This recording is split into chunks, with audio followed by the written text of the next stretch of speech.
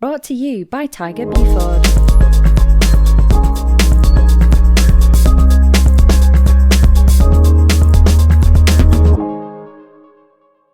Hello, orthopedic friends. Welcome to Inside Orthopedics.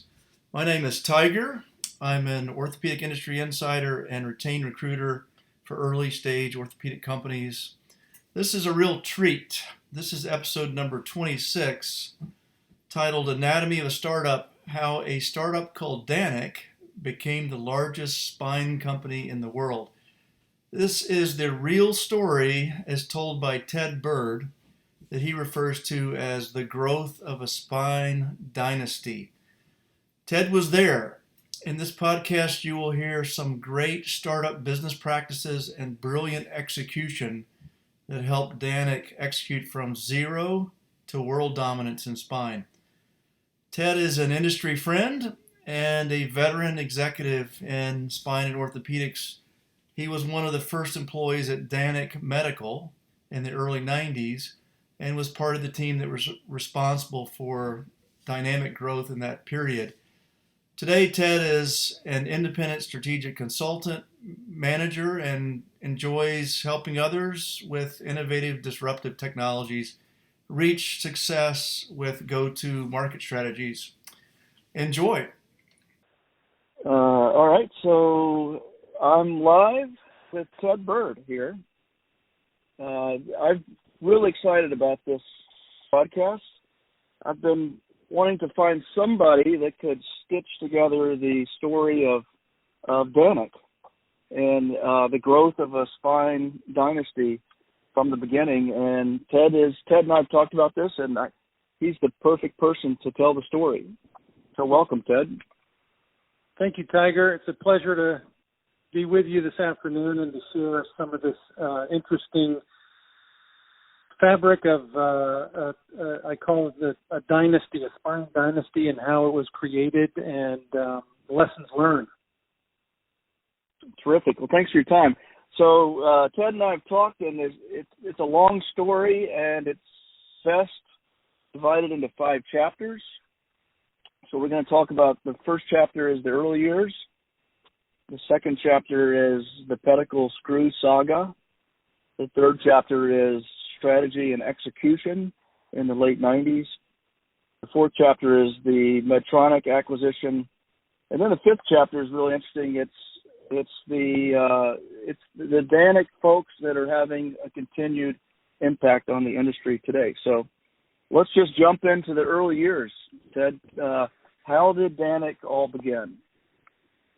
Great.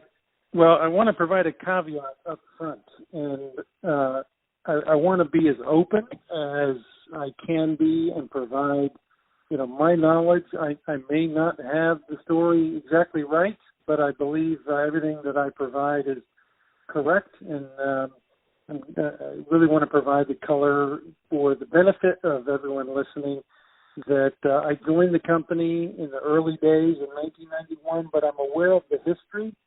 So the company, through my relationship with the founders, but the company started in the early 80s, 1983, when L.D. Beard, who was a former president and chairman of Richards Medical Company, started a company called Biotechnology, and together with other investors, an orthopedic surgeon in Indianapolis, Dr. George Rapp, and that was the beginnings, the roots of the beginnings of Danek Medical.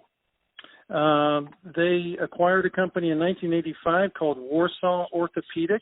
That was an OEM manufacturing company in Warsaw that was owned by a gentleman by the name of Miles Igo, who is also one of the founders of Biomet in Warsaw. So, Danek and Sophomore Danek has those roots in Warsaw, the better known as the orthopedic capital of the world, and that was part of the early history of Danek.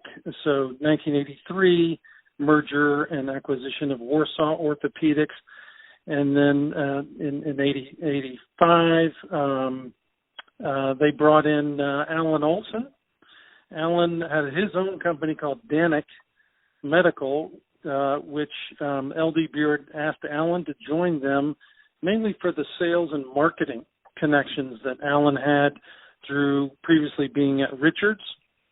And he had developed a soft goods company that customized slings and braces and ankle boots. He had sewing machines set up in his garage, and people don't know actually the name Danek is actually an acronym for Alan's family at that time. His wife Darlene, his name Alan, his daughter Nicole, and son Derek. So that's how Danek actually came about. And we used to get calls later in the days, people mistaking our company Danek for a Scandinavian furniture manufacturing company, and I would say no, we're a medical device life sciences company. We don't sell Swedish furniture. But so Alan came along in 1985, and the company really got into spine through Alan developing with the Texas Scottish Rite Hospital in Dallas a crosslink. So their first spine product was not a pedicle screw, was not a plate, was actually a crosslink that would attach to the most prominent spine fusion instrumentation at that time, which was the Cottrell Dubusse system from soon to be part of the company later, Sophomore. But that's where it all started, was a crosslink system that Alan developed with the team, Rich Ashman and the team at TSRH, and that got the company into the spine business, and then it in bringing us in 1990 is when the arrival of the Richards team really came over. Ron Pickard was recruited over by LD Beard, a leader in Richards Medical, president of the orthopedic business there. Lawrence Ferry, financial, to come on as CFO. Alex Lukianoff to come over as VP of marketing, and had done a phenomenal job at Richards with the Elizaroff external fixation development and system. Other names, Rick Treharn for clinical and regulatory affairs. The famous Lou Bennett, better known as Like a Million Lou, of great reputation and experience in the orthopedics market, came over. A few other names, and I'm sure I'm going to miss somebody, so my apologies to those that I am missing, but the engineering team from Richards, Mike Sherman, David Brumfield, the early marketing team, Jeff Horn and Ann Kramer, all from Airways Boulevard there, Richards Medical, where I had also worked back in the mid-'80s. Really transformed the company and brought on a level of experience and excitement about the company in that time frame, really 1991. So Ted, I was actually there at Smith & Nephew when Ronnie left and went over, and Ronnie had, the old story. Ronnie worked his way up at Smith & Nephew, mowing the grass, working in the warehouse, all the way up to president. And he hadn't been president that long when he resigned and went down the street to this tiny little spine startup, and that was a huge blow to Smith & Nephew. Nobody knew what was going on, and obviously there was no non-competes back then, so all the best people left. So that was interesting. So I have a different side of the perspective on that. Help the listeners with what was the state of spine hardware industry in 1990? Yeah, very different than the way that we know it today. Literally, you could count the competitors, the number of companies, on pretty much one hand. You had Sophomore, that was really the dominant company out of France with the CD system that had started in the early 80s, 84, 85. You had Interpor Cross. Cross Medical had not become Interpor Cross yet. It was still Cross Medical. And then you had Interpor. You had Codman. Acromed. Acromed in there. Yep. Of course, you got Acromed with the Steffi system. Art Steffi, the founder, a surgeon, founder of Acromed in Cleveland. And so small market and small environment. But, I was recruited to come back to Memphis by Lawrence Ferry, who had just joined the company and knew that they needed to build some marketing expertise. I had left Memphis and gone to work for Boston Scientific and then Johnson & Johnson, and Lawrence called me and said, Ted, I know you're doing well at J&J, but I've run the numbers, upwards, downwards, sideways, and this market is going to blow up.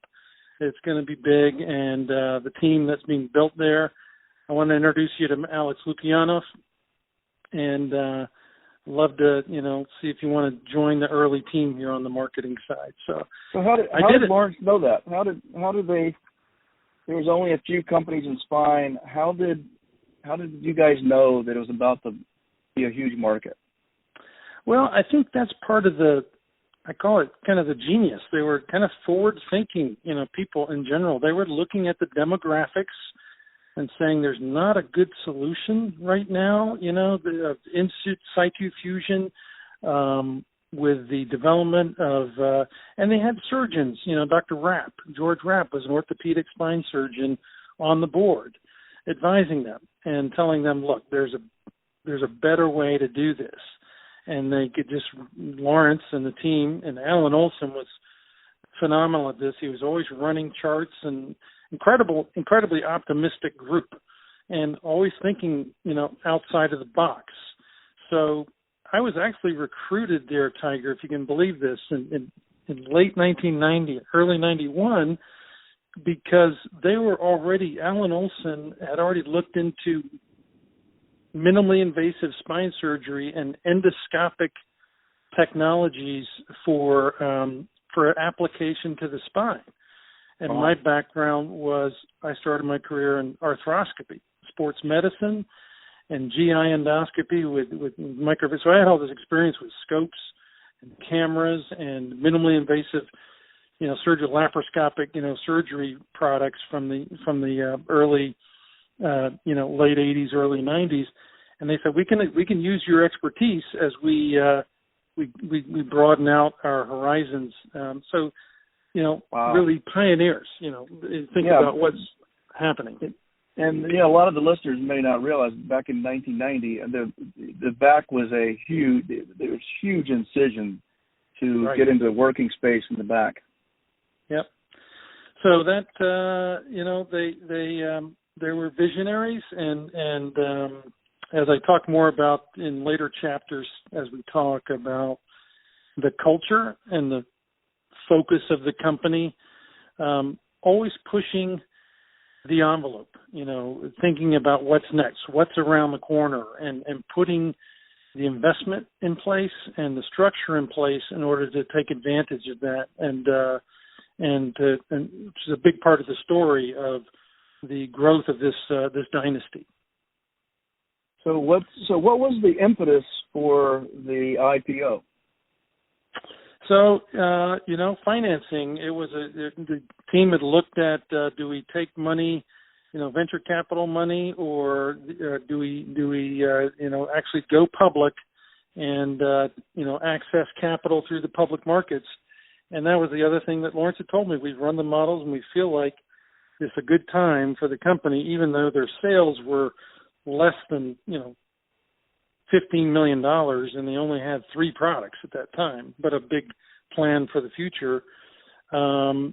They went public in Q2 of 1991. In April of 91, they were successful in hitting the market at the right time, and helping those investors, L.D. Beard and George Rapp and the others, and Alan Olson, to see the early an IPO-based exit, even though they stayed involved with the business, LD was chairman and Alan was still president of the company when the IPO happened. But as these new management team of Ron and Lawrence and Alex and Rick Treharn and Lou and others came on, LD and Alan recognized that they were able to get the company by the bootstraps of Alan putting a crosslink set in the trunk of his car and driving from Memphis over to Dallas or to Denver, Colorado to show a distributor a set, to the fact that they need to grow up and become a company and bring in experience and put structure in place, and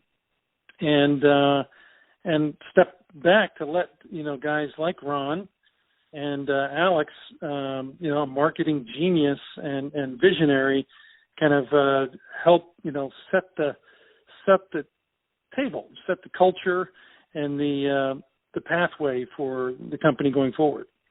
Got it. Do you remember how much money the IPO brought in? Yeah, I don't know the exact amount. I could probably look it up on Google these days, but it was about, I think it was at least $100+ million, with what was raised. So it was a good event, obviously, for the company to, become structured financially and cash flow wise to be able to invest in the business. Okay, terrific. And then, just keeping in the early years, in the early 90s, to me, it was the culture that was established, this customer-focused culture that, I look back fondly on the formula. The great thing about Ronnie Pickard is he kept it simple. He always kept it simple. He would remind people, says, look, I'm just a simple, farm boy from Tennessee, and, I like to ask pretty straightforward questions. He would have a great, ability just to cut to the chase and keep people honest. But with the combination of Ron's ability to hold people accountable and to drive the business focused on the customer. Always remember Ron saying, our business, everything we do as we build it, is like the hub and spoke, and we kind of knew about the hub and spoke from the kind of the FedEx model that Fred Smith developed in Memphis. But he said the hub of our business, everything we do, our product development, all the marketing programs that you guys are developing, our distribution, process, how we work with the hospitals, how we look at licensing or bringing new products in. At the hub of everything we do is the customer. So all of that is around being tuned in to the needs, the wants, and the expectations of our customers. And that was driven home time and time again in the culture that was developed.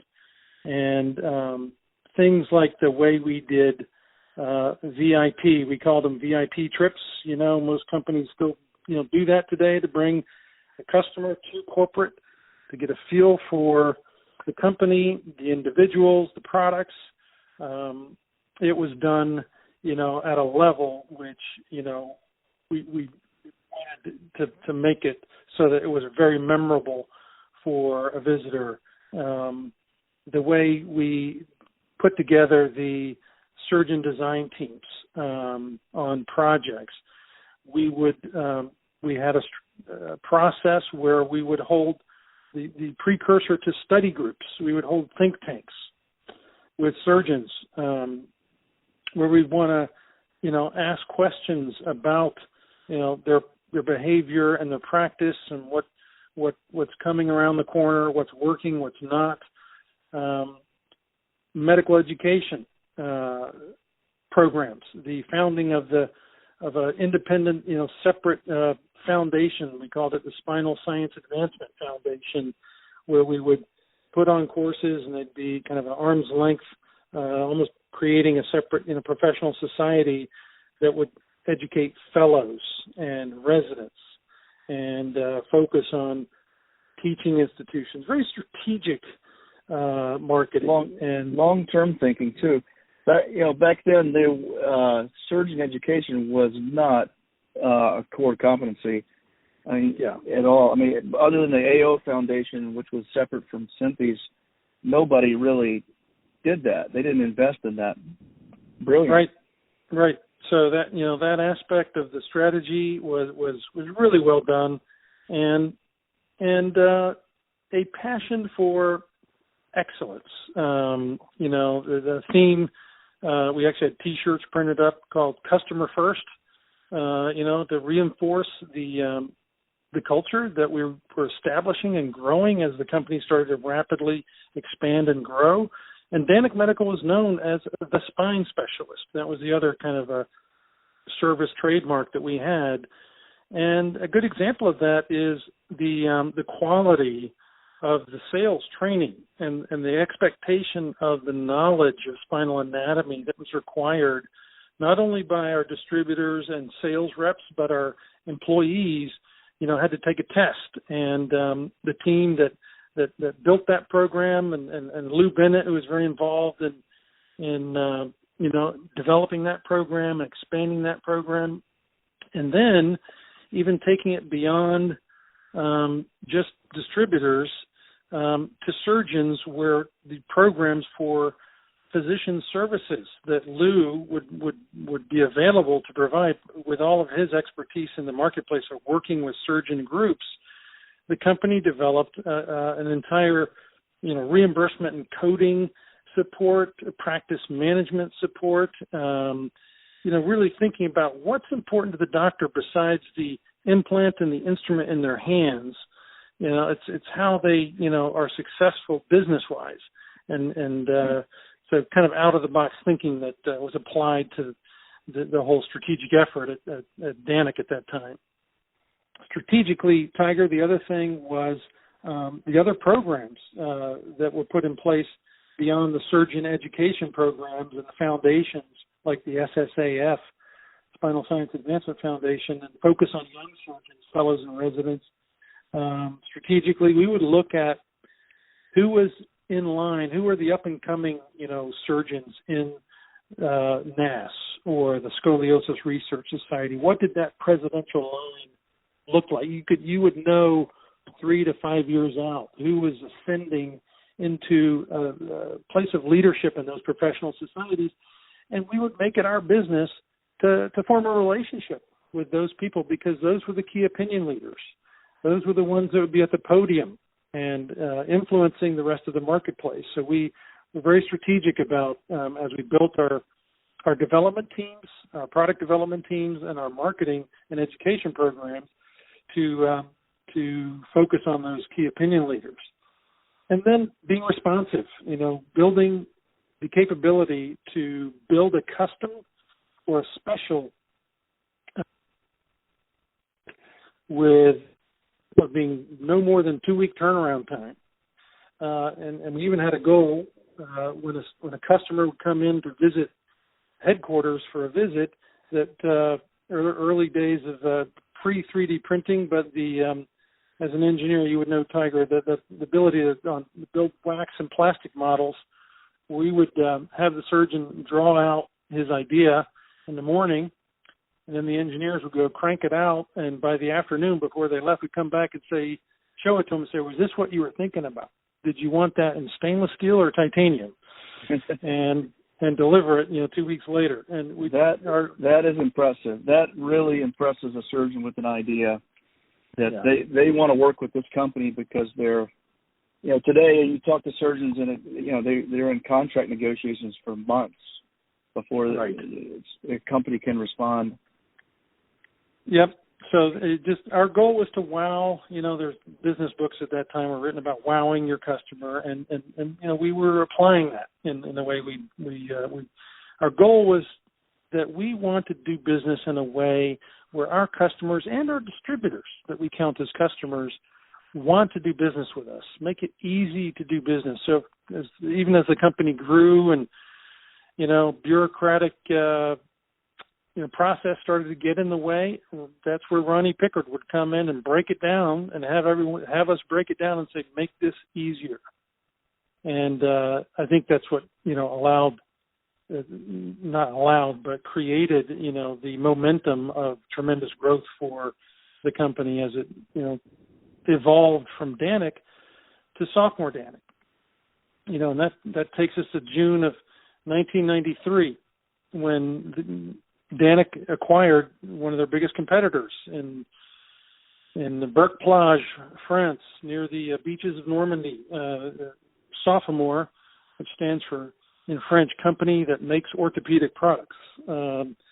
Professor Coutrel and Jean Dubussy with the CD system.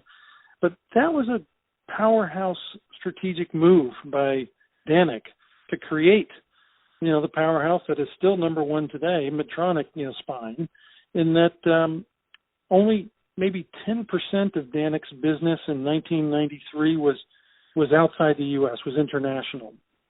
Sophomore was a global giant, started in France, very strong in Europe, and already in Asia. So that acquisition doubled the size of the company overnight, took us over $50 million, and created a global play where then 25 to 30% of our overall sales was outside the U.S. And a great move.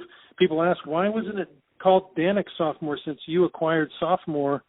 And I remember, back at that time, the deal was that the Coutrel family, wanted one of their conditions, they wanted to have their name first, and Ronnie Pickard, sharing that that's not such a big deal.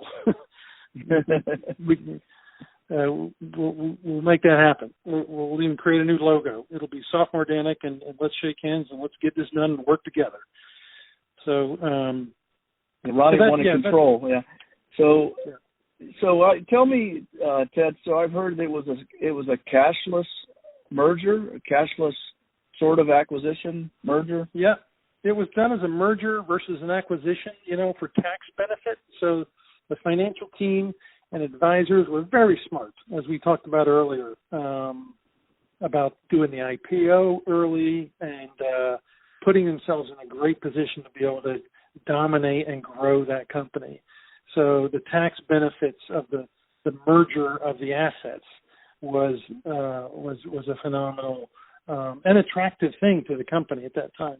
Besides the top line benefit and the strategic benefits and all the IP that got put together into the same bucket, it was about it was a $300 million gain for the Coutrel family and other major stockholders for Sophomore, but a lot of it was in the value of Danek stock. That then the company changed names to Sophomore Danek Group, and I think we moved from the New York Stock Exchange to NASDAQ, and then kind of set up the company for the next chapter. Well, we'll talk about it in Chapter 3, strategy and execution, but for phenomenal growth, and ability to execute on licensing and subsequent acquisition activities going forward. Right. I remember the stock symbol, SDG. Yeah. Yep. So let's go to Chapter 2, because this is fascinating. I remember vividly walking by the booth at Academy during the pedicle screw saga, saying, that's really too bad. That was a great company. They won't be around a year from now. So yeah. Tell me what happened. Let's kick off kind of the late 90s, starting in 93 with the pedicle screw saga. Sure. So one of the things in even in the early growth pre-1993 and Sophomore, with the CD system and pedicle screws and Danek with the TSRH screw, and Cross Medical and Acromed with the Steffi bolts, they were not approved for use in the pedicle. So as a marketing guy, it was quite challenging, and for medical education, we could not educate and teach and show the product in the pedicle. It was a bone screw. So it's an amazing story about how Rick Treharn, who was vice president of regulatory and clinical, and his team, Bailey Lipscomb, had to figure out a way to convince the FDA that they would back themselves into a corner and were not in a good place, because this was the gold standard, had become the gold standard for fusion. But they couldn't, the rules were you had to show a precedent of this product being used in that manner pre-1976.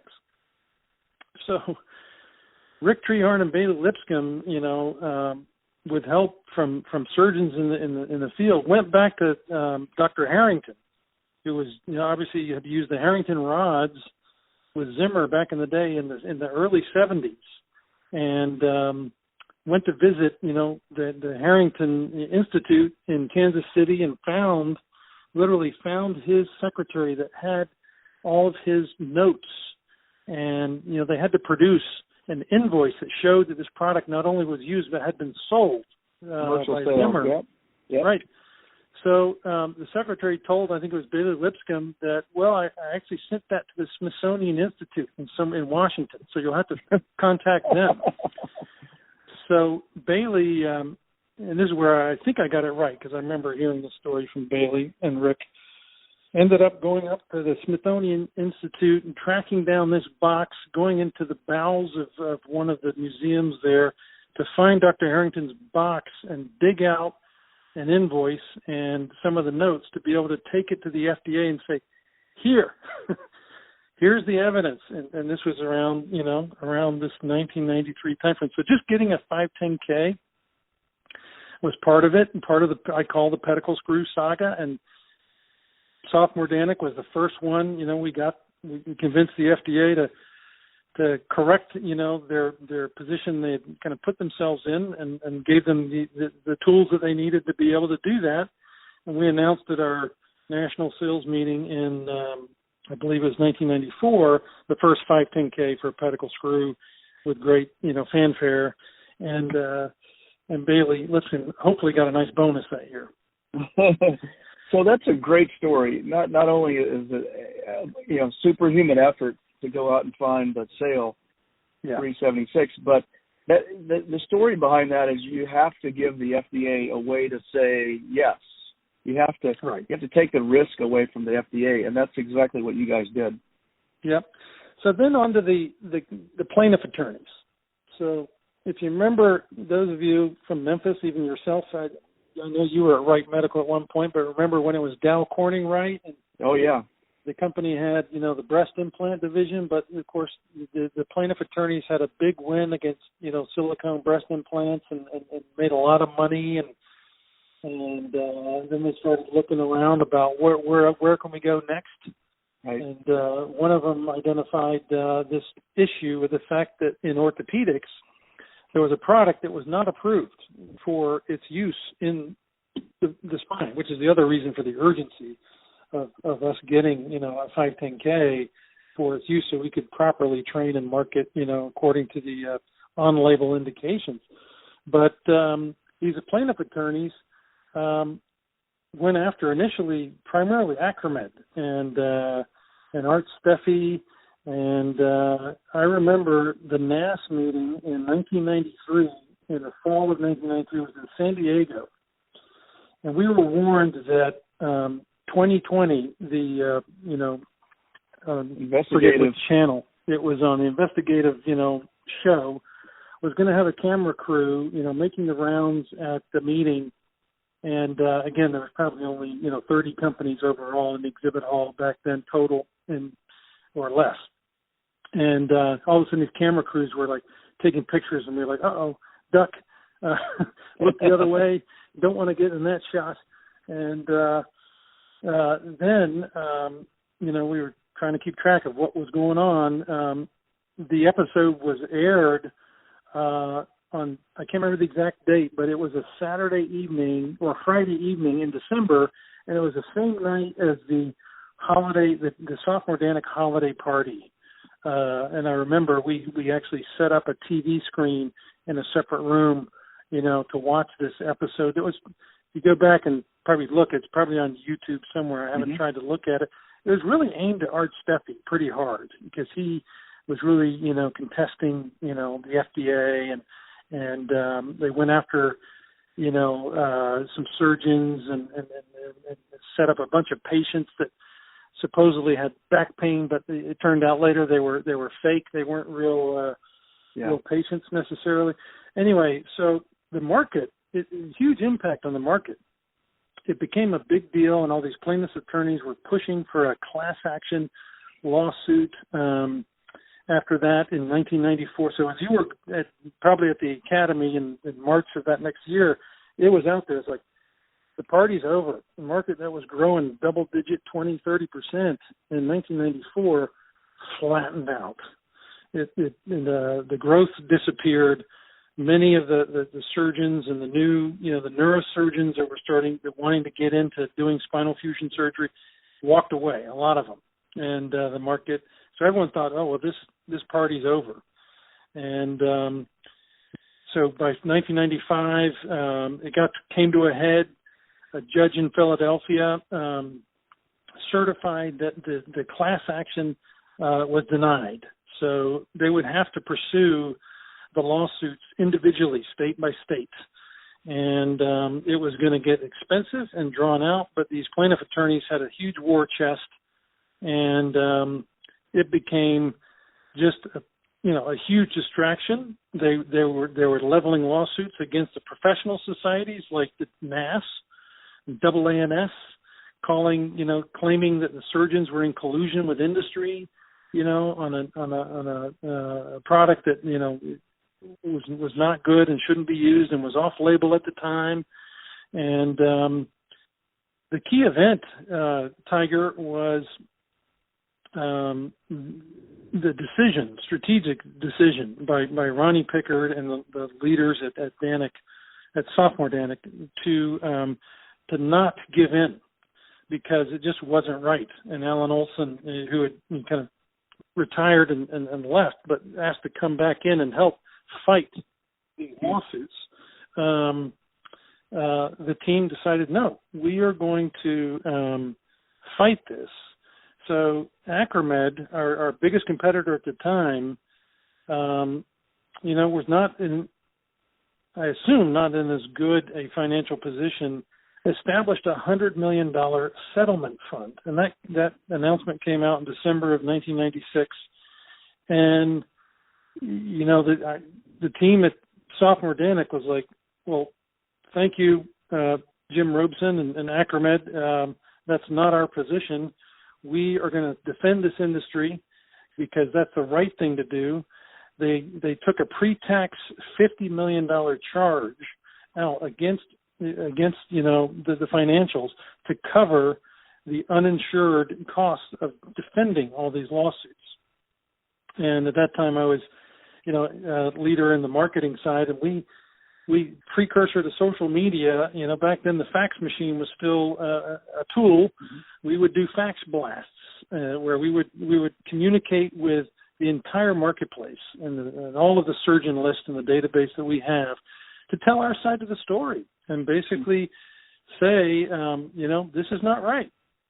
Acromed is capitulating. They are going to feed these sharks, the frenzy of the plaintiff attorneys, but we're behind you. And that created incredible support and loyalty from surgeons and the professional societies. And I'll never forget, there was an annual spine meeting every year in January that was held at Whistler, British Columbia, by Glenn Rectine was the chairman. And he set up a debate that January of 97 between Jim Robeson, the president of Acromed, and Ronnie Pickard about,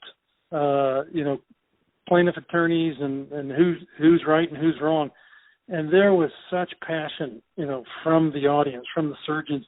I felt bad for Jim Robeson, but it was years later, you'll still hear surgeons talk about, I flipped my business from Acromed to Sophomore Danek, and when that was done, I just, just incredible support and loyalty that ensued. It was, people don't realize, maybe it was the first device manufacturer that stood up for the surgeons first. Right. Yeah, it was a big deal. And that was the position, and that was the position that we supported.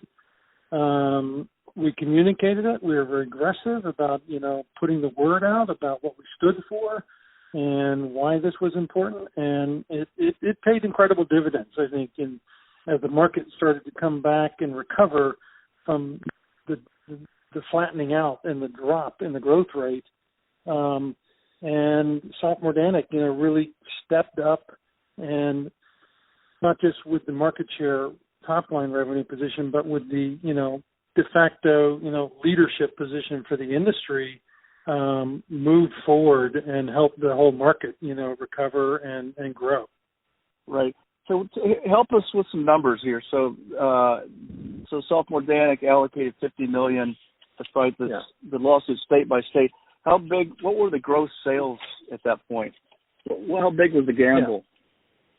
Yeah. So gross sales in '97 were about $300 million. Wow. So, again, talking about combined numbers with Sophomore and from 93 on, we grew from 11 to 25 to 30, then the acquisition to 50 million. And then we were basically doubling in size every 3 years. We went over 200 million. But then in 94, when that class action lawsuit hit, we stalled and the market stalled. Yeah. We stalled at $162 million, 2 years in a row, but then we got it back on track. Right. 190, 250, 300, 350, 400. So we just, but it was a gamble in 97 to basically at that point put that aside. But again, smart, well thought out strategic planning as a public company, doing a secondary offering to, pay off debt and provide cash flow, not just for, the defense of the pedicle screw, saga that again, with vision and optimism led by Ronnie Pickard and Alan Olson, that we're going to win this thing because it's the right thing to do. And they ultimately did. The plaintiff attorneys went and ran and found another dark corner to hide in. My apologies to any plaintiff attorneys who may be listening in, but they had to move on. They were routed and defeated. Wow. So it's another gutsy thing that the sophomore side of the business didn't have anything to do with this. This was a U.S. market problem, right? But they were on board with it. That's amazing. Yeah, absolutely. They I think a charismatic group. Obviously, Ron, Lou Bennett, Alex, easy guys to work with, and not necessarily easy because they're hard drivers, and I really appreciate that, and I appreciate the experience that I got to under my belt by growing and rolling up my sleeves and working alongside people like that. But again, the philosophy of make it. We're going to work hard, but we're going to play hard and enjoy, and have some fun and make sure that our customers want to do business with us. Yep. Terrific. That's a great story on the pedicle screw saga. And that was almost the death of the company. It was really close. People don't realize it. Yep. So let's go to chapter 3, strategy execution in the late 90s. This is where the company really took off.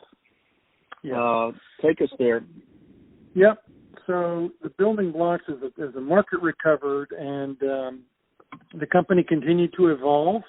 A new team came in. Alex Lukianoff and Rogan Fry on the international side stepped out right around 1995 to do something new and different. And I call it the U.S. surgical team arrives. So we had Mark Laguidis, Ed Trowrig, Nick Lake, Mark Cusio, Doug King, who still involved with the company as a leader up till recently, with mostly U.S. surgical background, came in, and they brought an experience also of excellence in training and sales operations and aggressiveness, in terms of growth, models and expectations. But there was a incredible run in the 1995 to 99, the latter half of the 90s, of strategic business development deals to transform the company beyond just a pedicle screw and cervical plate, and of course in those years were the years when interbody cages became it was cage rage, Spine Tech, yeah, Spine Tech, BAK, the Ray Cage and Ray Medica, and the company, in order to maintain leadership, had to make some moves.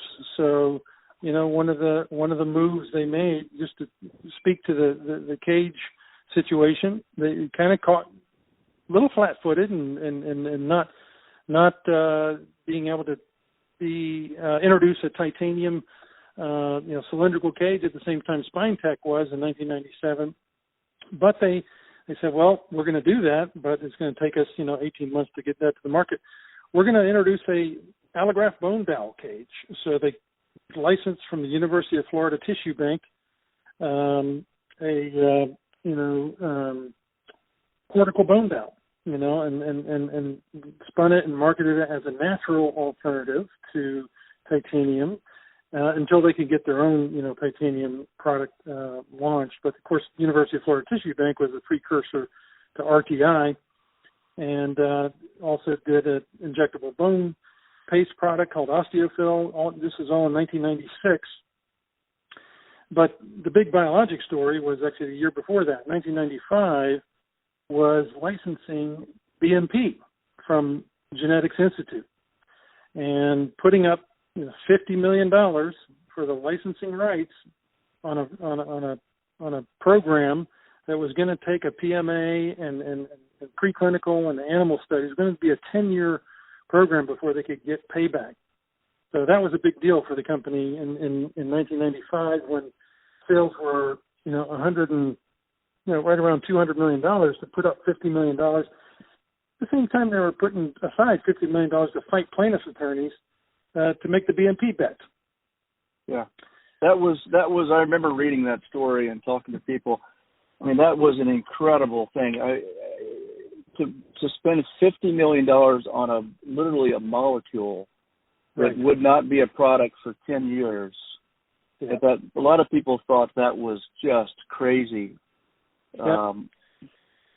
Well, it's kind of long-term, optimistic, glass half full mindset management and thinking and listening to the customers, working closely with Scott Bowden at Emory in Atlanta, who was saying, look, this has something here. You guys need to take a look at this and supporting it. And the same thing with image-guided navigation technology. The same year that we did the licensing deal with the University of Florida Tissue Bank, the company acquired the Stealth Station, the S from SNT. The first, early, together with BrainLab, image-guided navigation technology. The future of robotics. This is 1996. Wow. And then even expanding beyond orthopedic, spine surgeons into cranial, with the cranial mesh, acquiring a company called MedNext that had drills and tie mesh, for cranial mesh in 1996. 96 was a big year. 3 or 4 deals. Genetics Institute's BMP, licensing, with bone tissue, doing the Stealth Station deal, licensing IP from Gary Michelson. Gary was the IP patent holder of the BAK and had the rights over the Ray Cage as well. So, we brought Gary in and negotiated the rights. That didn't play out so well later, as Gary, ended up taking the story as the story, can be read and goes, took the company to task for not fully taking advantage of all the IP that he licensed, and ended up winning, quite a hefty sum, in the $1 billion range from the company for doing that, and kind of forcing the company to recognize his IP and apply it across their portfolio in the industry. So that was all done in 96. 96, 97. Wow. A lot of big gambles. big gambles and strategy and execution.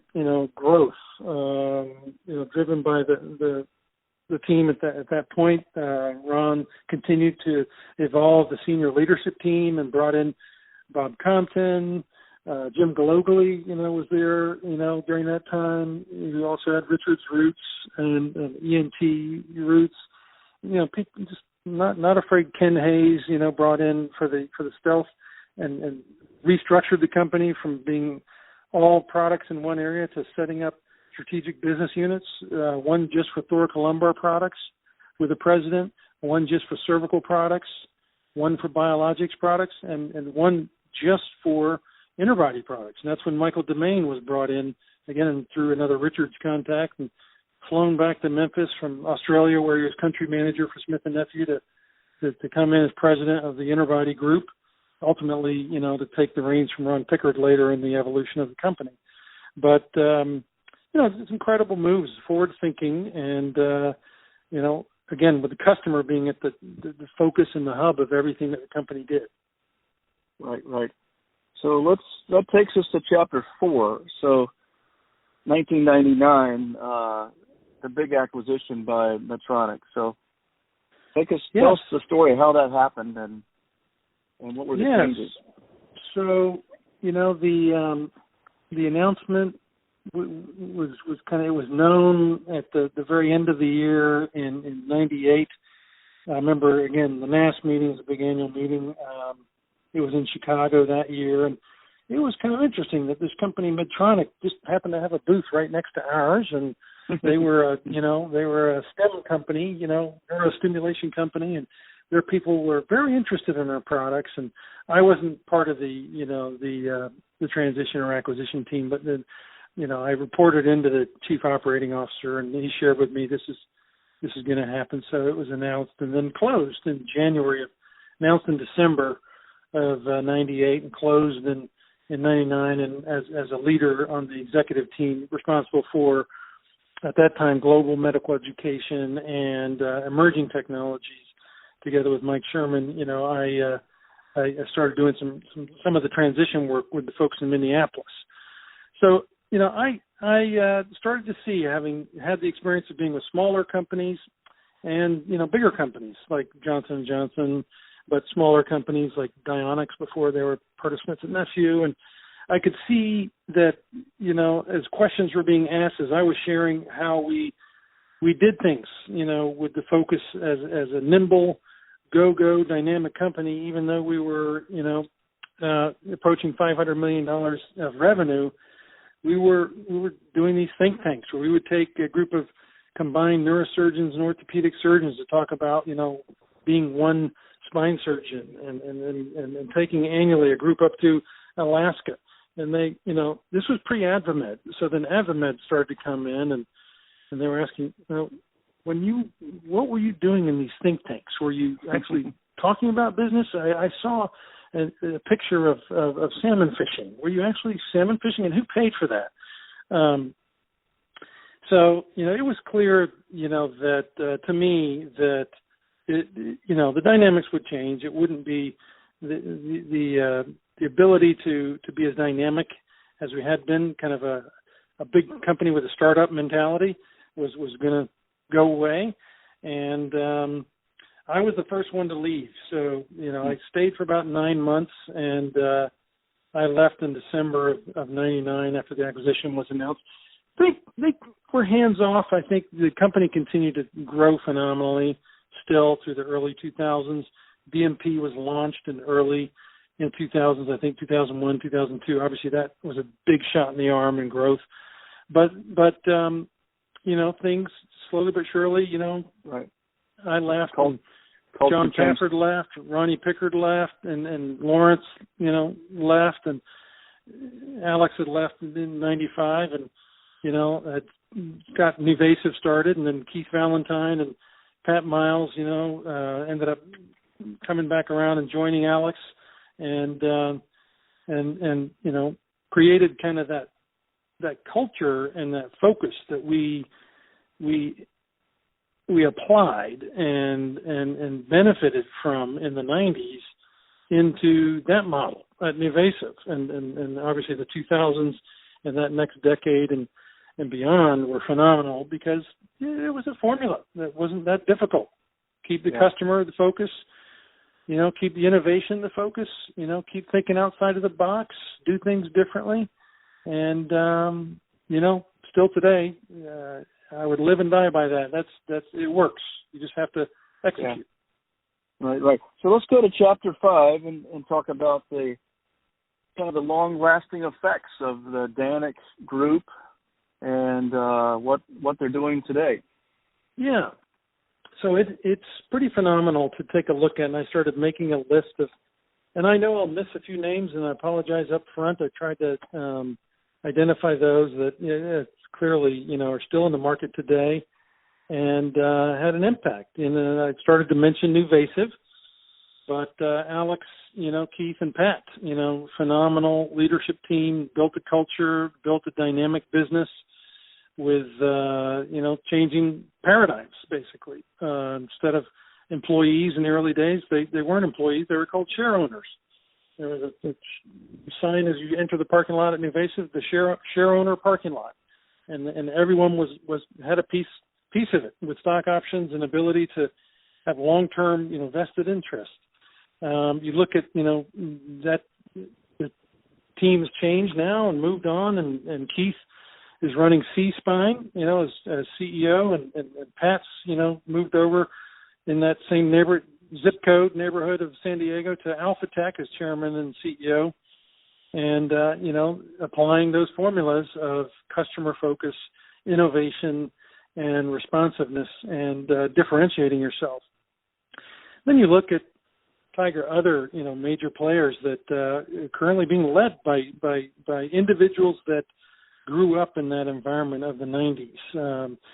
The number 2 company in the market, J&J, DePuy Synthes, the current company group chairman there, Aldo Denti, was brought into Sophomore Danek in the 90s in the Paris office and helped run the European business there, and then came to Memphis and was part of the marketing team. And another member, most recent announcement of one of the worldwide presidents at J&J for the DePuy Synthes sports medicine business, Mytech, is Russell Powers, who also, did his time, I think, almost 10 years at NuVasive. So J&J's got leaders that know that formula. Aldo and Russell, another bigger company, currently being led on the spine side in the orthopedics area. Zimmer Biomet, their group president for spine, cranial, maxillofacial is Ori Bruno. And Ori was a distributor sales rep in the early 90s for the distributor we had in New York, and then ended up coming inside into the marketing group and learned kind of the fundamentals of the formula there. Jim Clore, who's also there now as general manager, president of the spine business at Zimmer Biomet, was part of that interbody group, and they came in the mid-90s at Sophomore Danek. And then the U.S. surgical team, moved off, and they're all pretty much together and involved with Spine Wave. Mark Laguidis and John Pafford kind of got that started up in Connecticut. Nick Lake and Ed Traurig there, and on their board, actually, Ron Pickard and Marie-Helene Pillay-Coutrell as investors and supporters of that effort. And then you go to the smaller companies, the startup environment, the either in stealth mode or having an impact in different areas, not just spine but orthopedics. Active Implants in Memphis with their meniscal replacement device. I believe you spent some time there, Tiger. Yes. Rick Treharn is VP and Clinical and Regulatory Affairs. Key member of the leadership team there. Pedigard out of France. Spine Vision and subsequently Pedigard was 2 sophomore engineers that were part of my team and the marketing team as we put Sophomore and Danek together. Pierre Jerome is the chairman. Stefan Bett is the CEO of that company. In the biologics arena, Orthopedics, again, leading the clinical and regulatory efforts for the I Factor. Roger White, doing IDE studies. Roger and I were teammates in the early days of pioneering spinal endoscopy and microendo systems. And Bob Winelek and Daneks. Also he helped run Osteotech after he left Sophomore Danek. And then the engineers like Mike Sherman, very involved in the Memphis scene still with MB Venture Partners and the annual Memphis Musculoskeletal meeting that happens every year, and now running a contract engineering and development company called MB Innovations. Others in the neurostimulation area. Tony Arnold became CEO of a company called Set Point Medical that is making huge waves in the neurostim market, but together with Mike Onischek and Jim Shurek, were part of Advanced Bionics. It's now the franchise that Boston Scientific has in the neurostim arena. So those guys all were part of the team in the 90s from Sophomore Danek. And then just today, an announcement about a new CEO for a company that Alex Lukianov is chairing, Fusion Robotics.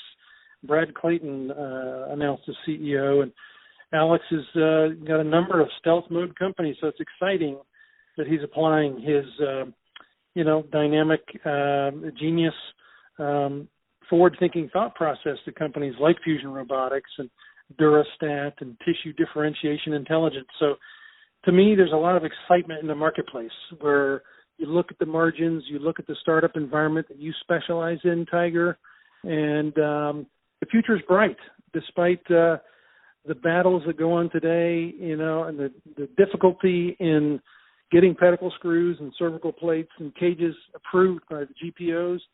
There's a future, and it's called innovation and customer focus. Wow, what a great story, Ted. I really appreciate you taking the time to kind of stitch it all together. Most people know a chapter here or there, but have never heard the whole story. I think you're the first person to ever put it together. It sounds like all the apples that fell from the tree and are creating great new companies today, it all kind of goes back to Ronnie. It looks like they learned their leadership from Ronnie. Is that your opinion? I think it's a combination. Ronnie bought that operations keep it simple mindset of holding people accountable. I mean, as a young product manager, if you went into a project meeting that was set up and you weren't prepared, you would, for lack of better words, get your rear end handed to you, and you would know it, and it would be embarrassing. So it brought everyone's standards up. Responsiveness. Ronnie set a rule about answering the phone. He said, I want the phone answered by a human being within 3 rings or there'll be hell to pay. And he would be out in the field, and many of us who've been out in the field have been frustrated by this. You can't get a human being or you get stuck in voice jail. And, so people would jump, to make sure that phone was answered. Yeah. And then quality. Yeah, I remember Ronnie. I remember him saying at Smith & Nephew before he went over to Danek, he would often say, fix the problem or I will find somebody that can fix the problem. And that was very motivating. No, he would walk around and management by walking around and being present and particularly when we were bringing, customers through regularly. And, if they wanted a neat, tidy, not tidy, but the professional in the office, many times startups you end up cardboard boxes and loaner set, trays and stuff lying all over the place and stale bagels in the conference room. He would go nuts. He would come down the aisle and see a cardboard box. He would drop kick it into the next cubicle. Yep. So it kept everyone, on their toes. And the other person, that I give a lot of credit to is Alex. He's a genius. He's a marketing genius, always thinking outside of the box. What's next? How can we do this differently?